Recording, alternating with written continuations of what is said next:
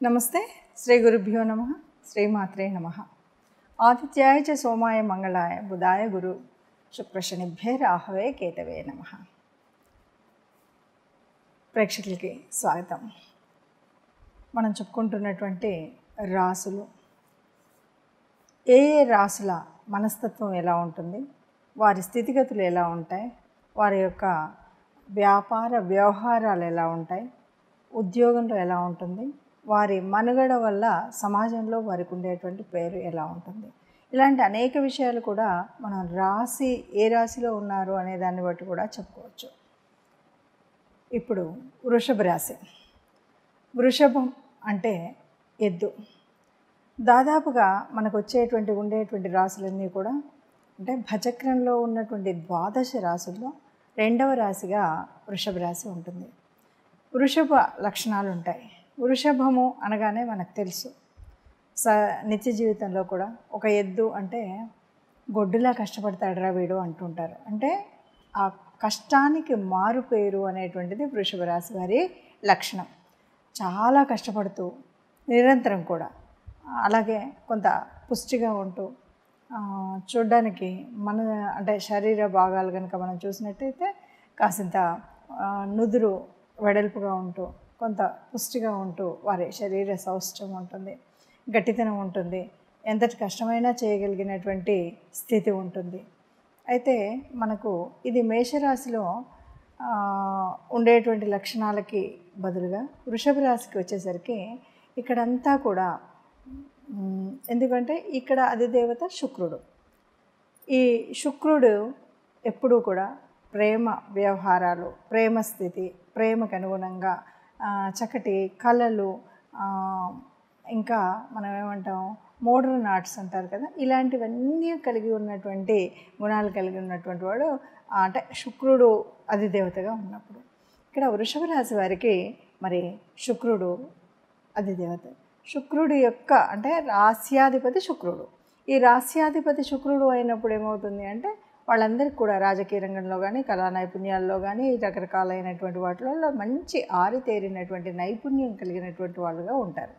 ఇప్పుడు కూడా జన్మజాతకంలో మనం ఇలా ఉన్నప్పుడు ముందుగా దాదాపు మొదటి వ్యవస్థ ఏదైతే ఉందో శుక్ర దశ నడుస్తూ ఉంటుంది.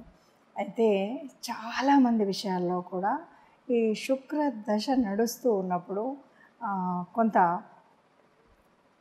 చెప్పాలి అంటే మన వివాహం చేసుకునే వయసు వచ్చేటప్పటికి కూడా ఇది ఉంటుంది. కాబట్టి ప్రేమ వివాహాలు జరిగేటువంటి అవకాశం ఎక్కువగా ఉన్నటువంటి రాశి ఏది అంటే వృషభ రాశి అని చెప్పచ్చు. అంటే వృషభ రాశిలో ఉన్నటువంటి వాళ్ళకి చాలా వరకు ఇలాంటి స్థితి అయితే మనం చూస్తూ ఉంటాం. ఇక మానసికంగా ధైర్యంగా ఉంటారు, ఏ పనినైనా చేయగలుగుతాము అనేటువంటి నమ్మకం ఉంటుంది, కష్టే ఫలే అనేటువంటి సిద్ధాంతము ఉంటుంది. అందరూ కూడా ఎవరిని మనసు నొప్పించకుండా చాలా లోతుగా ఆలోచిస్తూ ఉంటారు. అయితే ఏంటంటే ఎవరిని నొప్పించినటువంటి వీరు కూడా ఎవరైనా ఏదైనా చెప్తే విన్నట్టుగా కనిపిస్తూ ఉన్నప్పటికీ వారు ఏమి చేయాలనుకుంటారో అది మాత్రమే చేసేటువంటి స్థితి కనిపిస్తూ ఉంటుంది. అంటే అందరి విషయాలు విన్నా వీరి ఆలోచన శక్తి కొంత ఎక్కువ కాబట్టి, లోతుగా ఆలోచిస్తారు కాబట్టి, లోతుగా ఆలోచిస్తూ వీరికి ఏది చేయాలో అదే చేస్తారు. అలాగే ఇంకెవరైనా ఎప్పుడైనా వీరిని విమర్శించినప్పుడు సహించేటువంటి స్థితి ఉండదు వీరికి. అలాగే వీరు ఎవరిని విమర్శించకపోయినప్పటికీ అవసరం వచ్చినప్పుడు తన నిర్ణయాన్ని మాత్రం మార్చుకోవడం అనేది ఎట్టి పరిస్థితిలో జరగదు. తాను ఏమి నిర్ణయించుకున్నా, ఎవరైనా ఇది బాగుంటుంది, అది బాగుంటుంది అని ఏదైనా చెప్పినా అన్నీ విన్నట్టుగానే ఉన్నప్పటికీ వాళ్ళు చేయాలనుకున్న విషయంలో వాళ్ళు ఏం చేయాలో అది మాత్రమే చేస్తారు. బాగా లోతైనటువంటి ఆలోచన కలిగినటువంటి రాశి ఈ రాశి అని చెప్పచ్చు. ఇక ముఖ్యంగా ఇక్కడ మనం చెప్పాల్సింది ఏంటంటే ఈ రాశి ఒకటే కాకుండా అంటే వాళ్ళకి మిగతా నవగ్రహాలు ఎక్కడెక్కడ ఉన్నాయి, ఆ గ్రహాల యొక్క స్థితిగతులను బట్టి కూడా కొంత మార్పులు చేర్పులు అనేటువంటివి ఉంటాయి. ఇప్పుడు రవి బాగున్నాడు అనుకోండి, రవి బాగుండి ఉంటే చక్కటి ధైర్యం, స్థైర్యం, మానసిక స్థితితో పాటు అనుకున్నటువంటి ఉద్యోగ వ్యవస్థ ఇలాంటివన్నీ కూడా చాలా చక్కగా ఉంటున్నాయి. అలాగే ఇప్పుడు చంద్రదశలో ఎలా ఉంటుంది అంటే చక్కటి మనస్తత్వం కలిగి చక్కగా ఉంటూ ఉంటుంది. రవి దశలో చక్కటి ధైర్యం, స్థైర్యం ఇలా ఉంటాయి. తదుపరి కుజదశ, ఇక్కడ కూడా మరి కుజుడు బాగుండి ఉంటే ఒక రకమైనటువంటి ఉద్యోగ వ్యవస్థలో, ఏ రక్షణ వ్యవస్థలో వాటిలలో చక్కటి ఉద్యోగాలు తెచ్చుకునేటువంటి అవకాశాలు ఇలా ఉంటాయి. కానీ ఒకవేళ ఈ గ్రహాలు కొంత అంటే చెడు స్థానంలో ఉండడం కానీ ఇలాంటివి ఏవైనా జరిగినప్పుడు పూర్తిగా ఆపోజిట్గా ఉంటూ ఉంటుంది.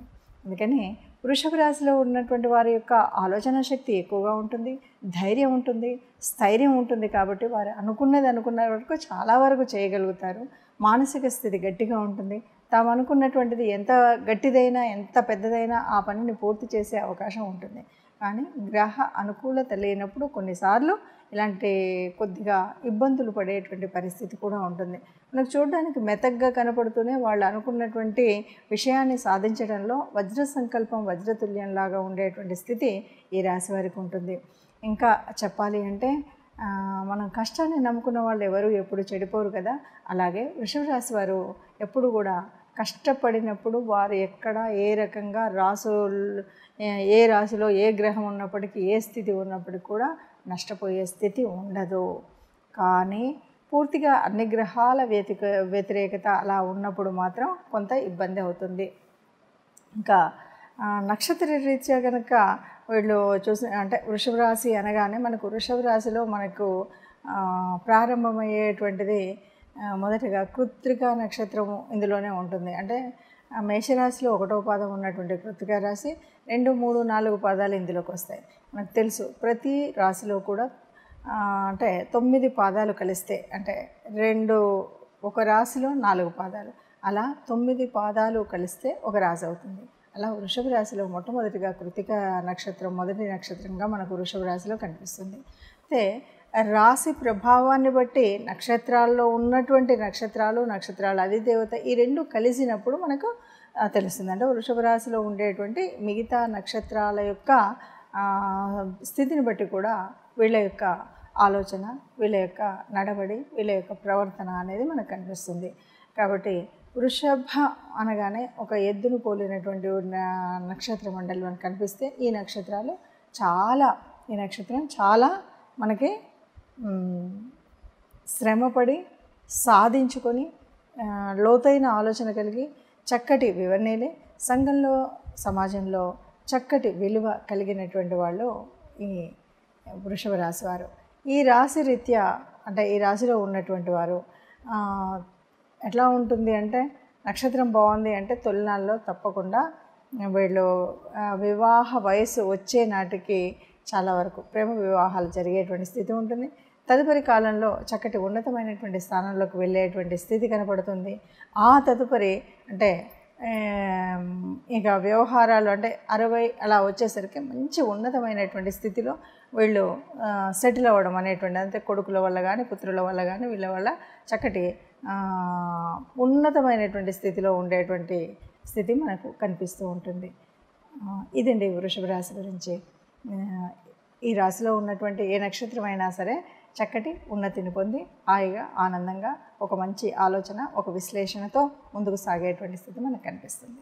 మనం ఏ రాశిలో పుట్టినా, ఏ నక్షత్రంలో పుట్టినా, ఏదేమన్నా సరే మనకున్నటువంటి అంటే ఈ జన్మ ఇక్కడ తీసుకోవడానికి కొంత గ్రహాల యొక్క అంటే ఆ గ్రహాలు అనుకూలించడం, అననుకూలించడం అనే దాని మీద కూడా ఆధారపడి ఉంటుంది. అంటే జన్మజాతకంలో మనకున్నప్పుడు ఎలా ఏ రాశులు ఎక్కడున్నాయి ఏంటి అని చెప్పుకుంటే మన జన్మ రాశి ఏంటి, ఈ రాశి మరి ఈ రాశిలో ఏ గ్రహాలు ఉన్నాయి, ఈ విషయాలన్నీ దాన్ని బట్టి మనకు కొంత మన యొక్క జీవితంలో ఉండేటువంటి మార్పులు, చేర్పులు, మన ఉన్నతి, చదువు, ఆరోగ్యం ఇవన్నీ కనిపిస్తూ ఉంటాయి. ఆహార వ్యవహారాలు, మన పద్ధతి, శైలి, రచనా వ్యాసంగం ఇవన్నీ కూడా ఒక్కొక్క గ్రహం యొక్క అనుకూలతను బట్టి మన యొక్క స్థితిగతులు తెలుస్తాయి. అట్లాగే వివాహ సంబంధమైనటువంటి విషయాలు కానీ, లేకపోతే మన సంతానం గురించి కానీ, వివాహమైన తర్వాత భార్యాభర్తల యొక్క తోడు నీడగా ఇద్దరు కూడా కలిసి ఉండేటువంటి స్థితి, ఇవన్నీ కూడా మనం అవునన్నా కాదన్నా అక్కడెక్కడో ఉన్నటువంటి గ్రహాలు మనం ఈ భూమి మీద అంటే ఉన్నటువంటి మనం మన యొక్క పుట్టకి ఒక కనెక్షన్ ఉంటుంది. ఈ కనెక్షన్ ఉండడం వల్లనే మనం గ్రహ ఆరాధన చేయడం, నవగ్రహ ఆరాధన చేయడం అనేది ఉంటుంది. ఎప్పుడు కూడా దైవానుకూలత ఉండాలి, నవగ్రహ ఆరాధన ఉండాలి.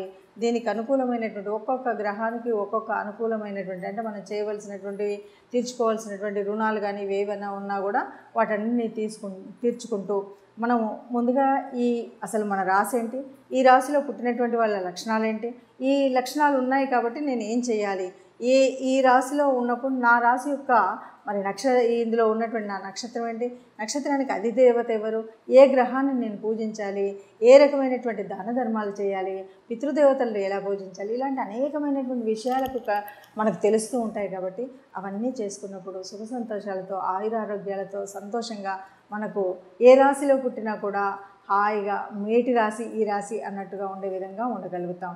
ఇలా ఉండాలి అంటే మనం రాశిలో ఎక్కడ పుట్టామో అది భగవత్ అనుకూలంగా మనం ఎప్పుడు పుట్టామో ఏమంటే పూర్వజన్మ సుకృతం వల్ల మనం తీసుకున్నటువంటి జన్మ వల్ల ఏదో ఒక రాశిలో పుడతాం. పుట్టినా కూడా ఆ రాశిలో ఏ గ్రహం ఉన్నా ఎలా ఉన్నా కూడా మనకు మిగతా గ్రహాలు ఏవి ఎక్కడ ఉచ్చనీచల్లో ఉన్నా ఎలా ఉన్నా కూడా మనం సానుకూలమైనటువంటి సవ్యమైనటువంటి జీవితాన్ని గడపాలంటే తప్పకుండా మనం ఏ రాశిలో పుట్టామో దాంతోపాటు ఏ గ్రహాలని మనం ఆరాధించాలి, ఏ దేవతానుగ్రహం పొందాలి అనేటువంటి విషయాన్ని తెలుసుకుని ఆ రకంగా మనం వెళ్ళినట్టయితే తప్పకుండా సుఖజీవనం పొందొచ్చు అని చెప్తూ శుభం భూయాత్.